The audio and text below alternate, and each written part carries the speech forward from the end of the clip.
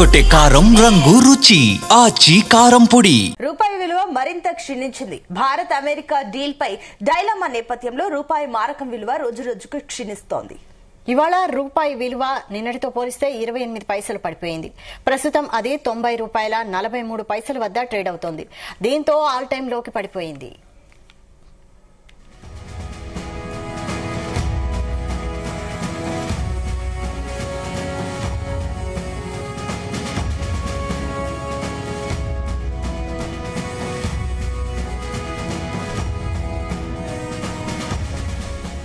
క్రితం సెషన్ లో రూపాయి విలువ 90.15 వద్ద ముగిసింది. ఈ క్షీణత మరికొన్ని రోజులు కొనసాగే అవకాశం ఉందని తెలుస్తోంది. అది 91 రూపాయల మార్కును తాకనుందని మార్కెట్ విశ్లేషకులు అంచనా వేస్తున్నారు. ఇదే అంశానికి సంబంధించి మరిన్ని డీటెయిల్స్ మా బిజినెస్ కరెస్పాండెంట్ రవిప్రసాద్ అందిస్తారు. రవిప్రసాద్. Sunitha, good afternoon. ముఖ్యంగా చూసుకుంటే నిన్ననే ఆల్రెడీ ఆల్ టైమ్ లోకి అయితే రూపీ రీచ్ అవడం జరిగింది, మనం అబ్జర్వ్ చేస్తాము. సో డాలర్ తో పోలిస్తే రూపీ ఆల్ టైమ్ లోకి వెళ్ళడం ఈ రోజు కూడా మళ్ళీ తగ్గడం అయితే మనం అబ్జర్వ్ చేయొచ్చు. ముఖ్యంగా చూసుకుంటే డాలర్ బలహీన పడడం అంటే ఎందుకు, అసలు ఏం జరుగుతుందని ఒకసారి మనం చూద్దాం. తాజా ఫోరెక్స్ డాటా ప్రకారం చూస్తే ఒక యూఎస్డి అంటే 90 ప్లస్ లోకి అయితే వెళ్ళడం జరిగింది. గత వారం చూసుకుంటే 89.10గా ఉండే అండ్ నుంచి 89.30గా మధ్యలో ఉండేది. కానీ ఒక నెలల్లోనే రూపాయి చూసుకుంటే 1.2% అయితే క్షీణించడం మనం అబ్జర్వ్ చేయొచ్చు. ఒక సంవత్సరంలో ఇంచుమించు dollar compare to dollar rupee value వచ్చేసి 5 నుంచి 6 రూపాయలు కోల్పోవడం అనేది ఇండియా ఎకానమీకి అయితే పెద్ద దెబ్బ అని చెప్పాలి. ముఖ్యంగా డాలర్ ఎందుకు పడిపోయిందని మనం అబ్జర్వ్ చేస్తే యుఎస్ ఫెడ్ రేట్లు తగ్గుతాయన్న అంచనాలు బాగా తగ్గిపోవడం ఒకటి, పెట్టుబడిదారులు డాలర్ వైపే ఆకర్షితులు అవ్వడం మనం అబ్జర్వ్ చేశాము. అండ్ ప్రపంచవ్యాప్తంగా డాలర్ ఇండెక్స్ 105 పైకి వెళ్ళడం కూడా ఇది రూపాయి వంటి ఈఎం కరెన్సీకి అయితే ఎమిరేట్ కరెన్సీకి అయితే బాగా ప్రెజర్ పెంచిందని చెప్పాలి.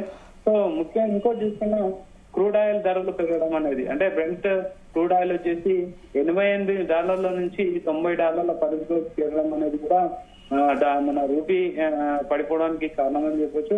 భారతదేశం 85% ఆయిల్ ను దిగుమతి చేసుకుంటుంది.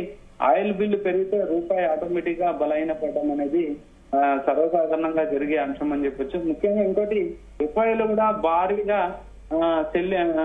సెల్లింగ్ చేయడం అనేది కూడా, అంటే మన ఇండియన్ మార్కెట్ నుంచి ఎఫ్ఐఎల్ అయితే వెళ్ళిపోవడం కూడా మార్కెట్ తగ్గిపోవడానికి, మార్కెట్ అంటే రూపీ పడిపోవడానికి అయితే ముఖ్య కారణం అని చెప్పొచ్చు.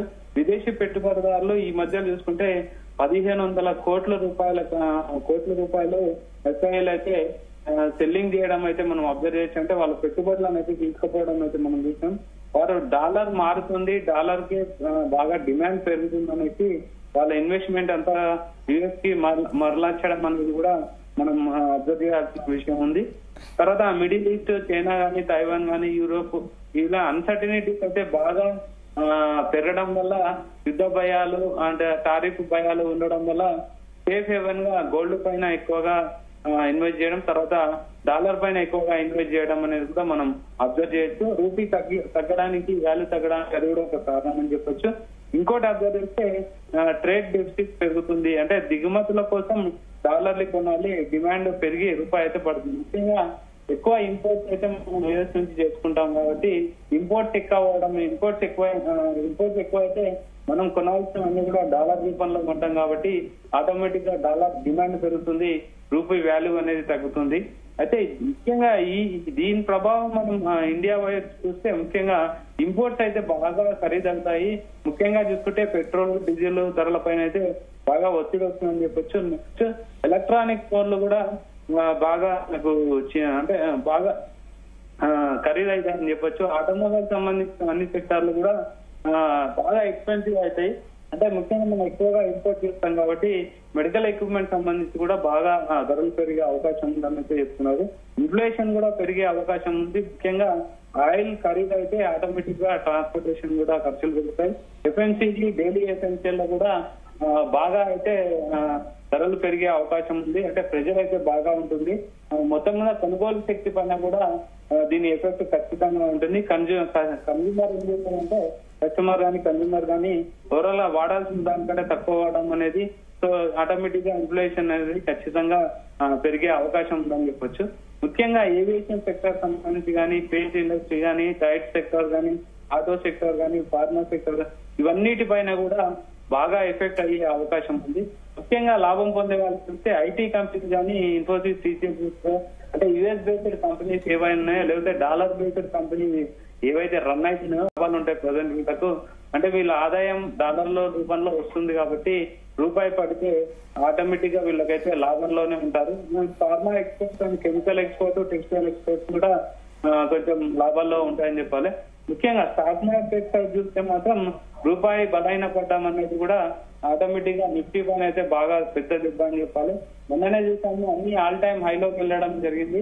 సో రూపీ తగ్గుదల కూడా ఇది ఆల్ టైమ్ వెళ్ళడం అనేది కూడా కొంచెం బాగా కలిగించే విషయం. అంటే ముఖ్యంగా ఇండియన్ ఎకానమీకి అయితే బాగా ప్రెజర్ లో ఉంటుందని అయితే ఖచ్చితంగా చెప్పడం జరుగుతుంది. దిగుమతుల పైన ఆధారపడి ఉన్న సెక్టార్ లో అయితే బిల్డింగ్ బాగా కనబడుతుంది. ఐటీ ఎక్స్పోర్ట్ బేస్డ్ సెక్టార్ లో అయితే బయింగ్ అయితే బాగా మనం చూడొచ్చు.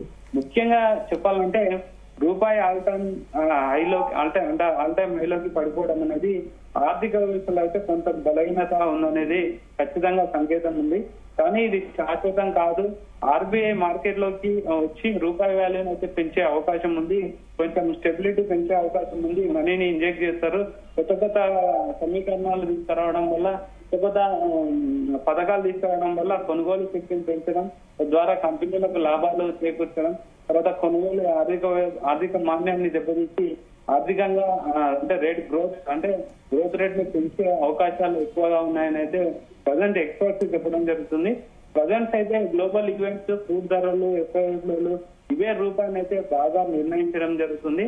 లోకల్ వైజ్ చూస్తున్న ఆర్బీఐ మానిటరీ పాలసీ, ఫెడ్ నిర్ణయాలు కూడా మనకు కలిసి వచ్చే అంశాలు అయితే చాలా ఉన్నాయి.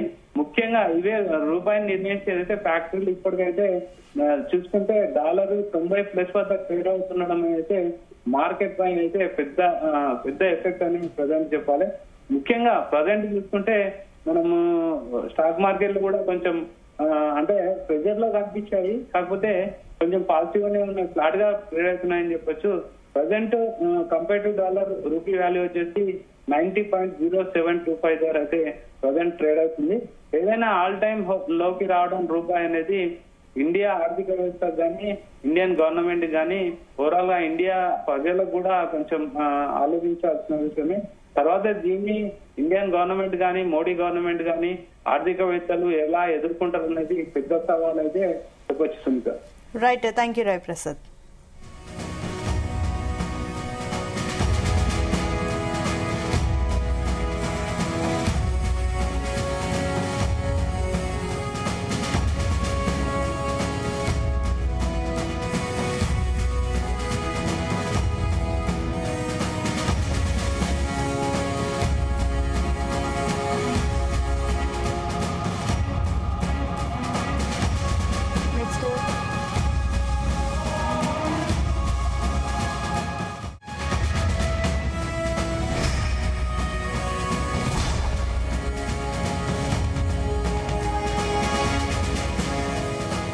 గుమగుమల వంటలే